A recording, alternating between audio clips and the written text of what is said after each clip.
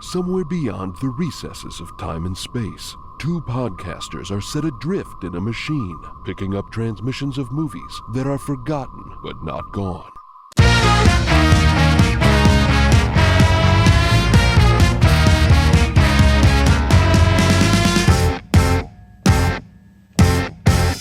Welcome to Movie Memory Machine 54, the series where we connect 5 films thematically linked to the film we're discussing this week, which is The Rocker from 2008. Truman, it's good to see you.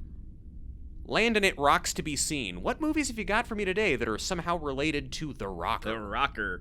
I think we've got some rockin' films. Let's start with the most obvious one. Ah, yes, School of Rock. You can't talk about The Rocker without talking about School of Rock, and not just because the word rock is in both titles. Or that rock rhymes with talk. Well, I mean, I don't think you have to talk about every single subject that rhymes with the thing you're talking about, but let's talk about The Rock that we're going to school for.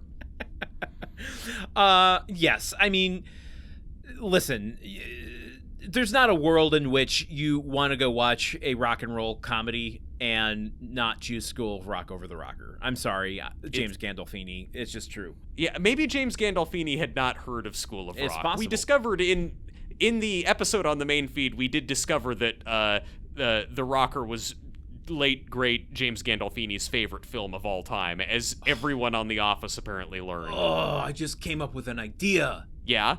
I want to see, like, School of Rock for roadies and have James Gandolfini be the teacher. Oh, my God. Oh, Jesus Christ. He's just like, the first rule, lift with your legs. That's not even remotely what James Gandolfini sounds like, but though. The fact that you're That's not like your saying... Jewish grandmother telling you to lift with your legs. Tell me more about School of Rock. What did this movie do for you? I mean, this movie's just great. Period. I mean, what did it do for me? It rocks. I don't know. It just entertained me multiple times and occupies a certain place in my brain. But, you know, you've got a comedy where it's a rocker that is out of his element, finding purpose through, teaching or engaging with younger people. This movie stays to the mission, whereas The Rocker just kind of ignores its mission almost right away.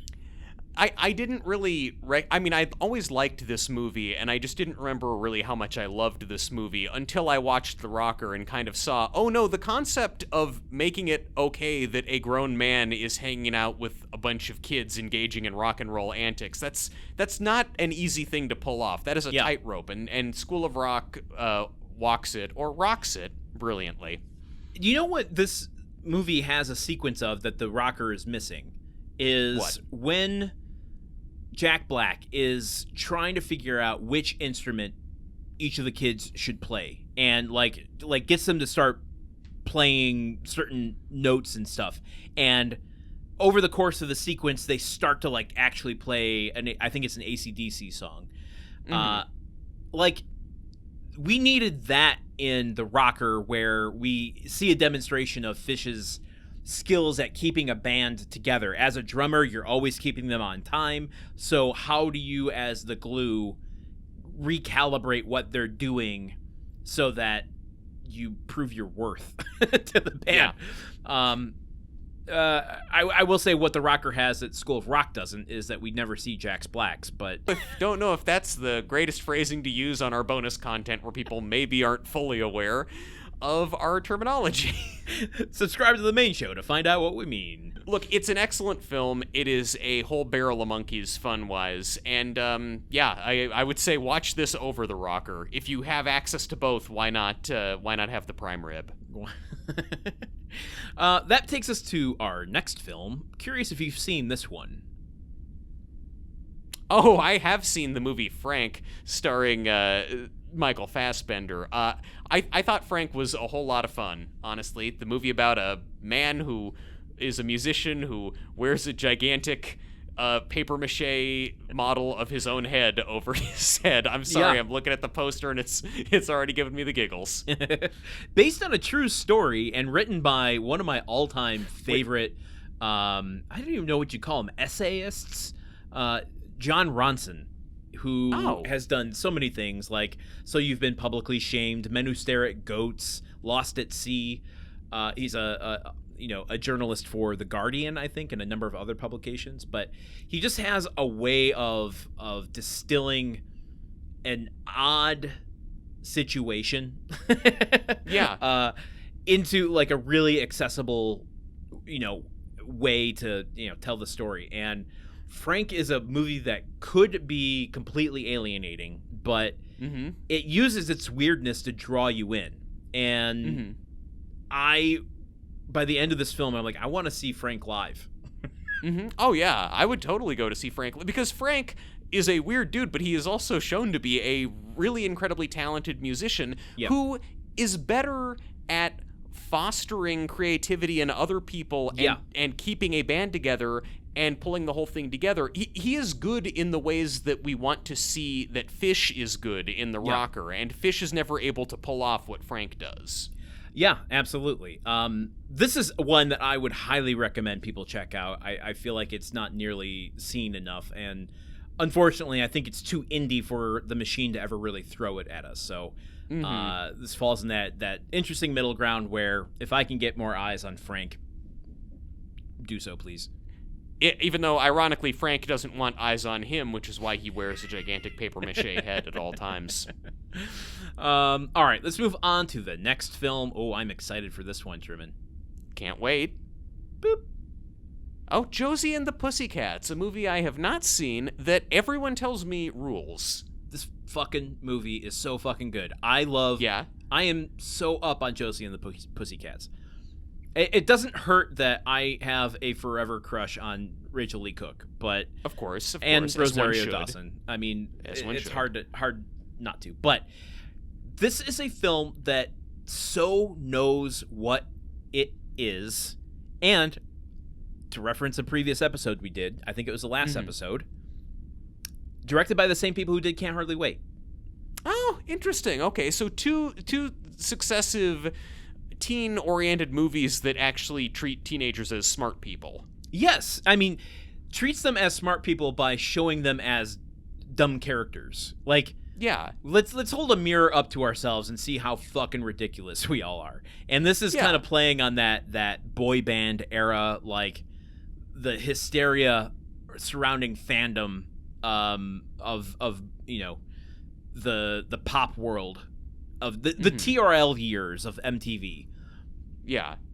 Is this now? I hope I'm not going to trip into another movie you have in the tank, but I feel like thematically similar to Spice World in that it is a movie about a girl-oriented pop group that is actually very much knows what it's doing and is actually being pretty smart within the confines of its genre. Josie and the Pussycats blows Spice World out of the water, and I say that as actually somewhat enjoying Spice World for what it is. Whatever you think Spice World knows of itself, Josie and the Pussycats is like really done that inward reflection and has self-actualized.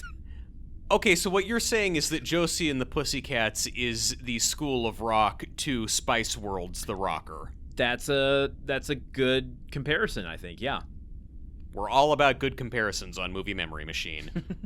The key to this, and I think, again, not to take away from Teddy Geiger's music, but the key to Josie and the Pussycats being as good as it is the music is fucking awesome and appropriate to what the movie is. Yes, exactly. It's not running the same mismatch of the heavy metal drummer playing in a teen pop group and having no friction whatsoever with it. Right. Yeah. So, highly recommend Josie and the Pussycats to anyone who hasn't seen it. Have you been under a rock? Let's move on to the next film.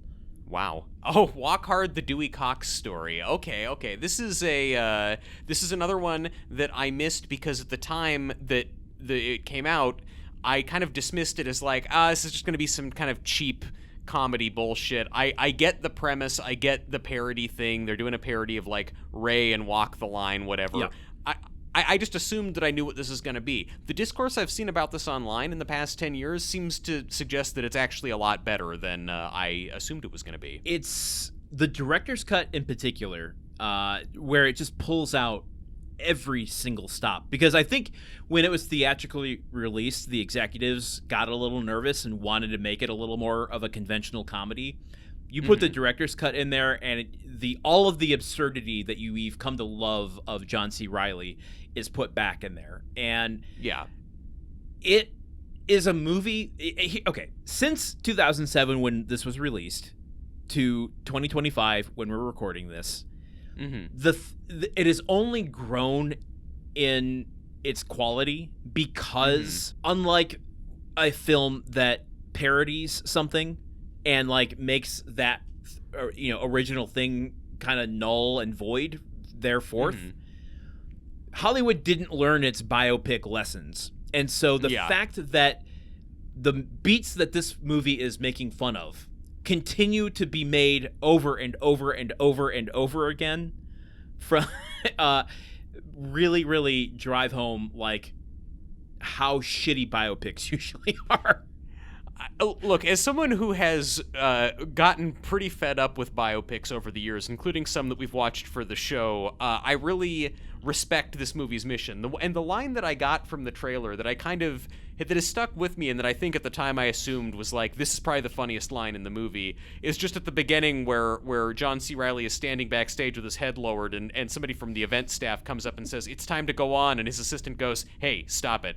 Dewey Cox has got to think about his whole life before he goes on stage."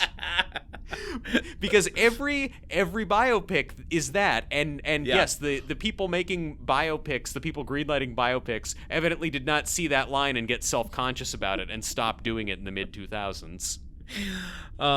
Yeah, and so you want another rock comedy? To me, like this is Spinal Tap. School of Rock, this is up there in that top 10 all-time rock and roll comedies. Love it. All right, let's move on to our final film. Yes. Oh man. Okay. Tenacious D, The Pick of Destiny. Interesting. In The Pick of Destiny. Okay. Yeah. Okay. I replaced "in" with a colon. You're right. We have to be respectful of our punctuation on this show. That's interesting. Once again, one that I haven't seen. I was thinking you would go so many different ways with our last pick, but you know what? This movie has the similar kind of hard rock and hard partying vibes. To say nothing of Jack Black. Yeah. We got a twofer for Jack Black in this 5-4. I realize, but this movie, again, what we choose here, these 5 films aren't necessarily recommendations. But what I think The Pick of Destiny is about, it's not a good film. And I don't even particularly like it that much. However, it's got so much commitment to its thing that the rocker does not have. And I think the rocker thinks that it does. And it does, actually, in its first 10 minutes. Yes. In the rocker's first 10 minutes, where he's T-1000ing after a car driven by Will Arnett and completely... Like, I think what you're saying is that this movie kind of embodies the rock and roll vibe that the rocker is trying to. It's sloppy. It doesn't necessarily always hang together or make sense, but in every scene, they're going for it 100%. Absolutely. Yes. And what that 100% that they're going for, I'm not on board with all of the time, but I can appreciate the commitment to the bit. Commitment to the pick, if you will. I will.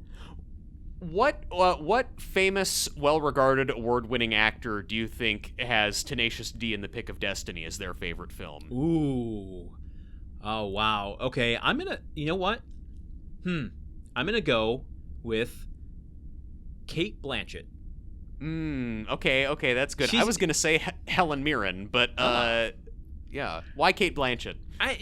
You see her in stuff like Thor Ragnarok, where she has an element that's not tapped into that often, but when it is, she's got this kind of like rock and roll rebel vibe to her that I think is overshadowed by her kind of austere roles. So I can see her like secretly loving just stoner shit like this. That reminds me of a little movie about a rock and roll rebel who didn't play by the rules. It's called Tar, and it stars Cate Blanchett. Oh, my goodness. Well, that is the 5 we have for you this week. We'll see you here next week for another 5-4. Until then, bye! Movie Memory Machine is part of the Gruntwork Podcast Network. Join our Patreon at patreon.com/gruntworkpod to keep the machine running. Theme song by Porky's Groove Machine. Rate us on Apple Podcasts or wherever you listen.